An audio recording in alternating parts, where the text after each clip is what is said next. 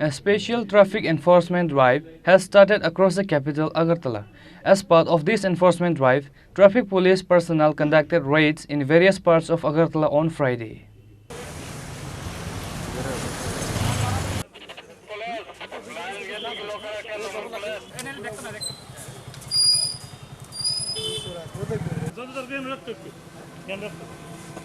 Many of the vehicles, bike and private vehicles are being parked every day illegally on the roadside, which congested the road and result in traffic jam.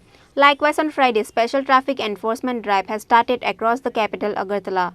As part of this enforcement drive, traffic police personnel conducted raid in various parts of Agartala. Officers from traffic DSP to inspector level took an initiative and conducted enforcement drive at various motor stand and busiest road of Agartala.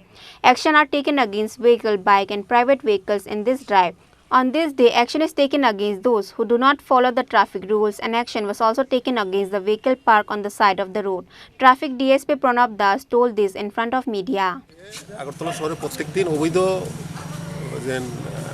Parking no parking প্লেসের মধ্যে রাখা হচ্ছে,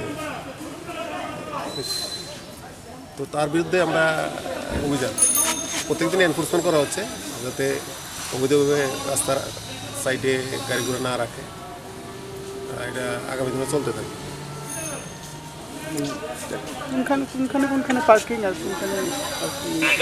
আগরতলা শহরে parking place যেগুলি আছে, notified parking place, ওখানে board আছে, আর notified যেগুলো নো পার্কিং এরিয়া আছে সেগুলির মধ্যে বোর্ড আছে। আর বাকি রাস্তার মধ্যে আপনি কোনো জায়গায় গেলেন 10 মিনিটের লিগে বা 5 মিনিটের জন্য ওই জায়গাতে আপনি গাড়ি রাখতেই পারবেন, ঠিক আছে। বাকি অনেক সময় লং টাইম পার্কিং করা হয় রাস্তার মধ্যে, দেখা যায় লং টাইম সকালবেলা রেখে অফিসে চলে যায়, রাত্রেবেলা নিয়ে যায়। ওইসব অবৈধভাবে যারা পার্কিং করে রাখে তাদের এগেইনস্টে আমরা আজকে ন্যূনতম কত টাকা ফাইন করা হবে? অবৈধ পার্কিংয়ের জন্য 500 টাকা ফাইন। পরবর্তী সময় যদি আবার রাখে এই জায়গাতে তাদের বিরুদ্ধে কী এগুলো যদি অবৈধ পার্কিং ফার্স্ট টাইম অফেন্সে যদি 500 টাকা হয়, সেকেন্ড টাইমে ডাবল হয়ে যায়।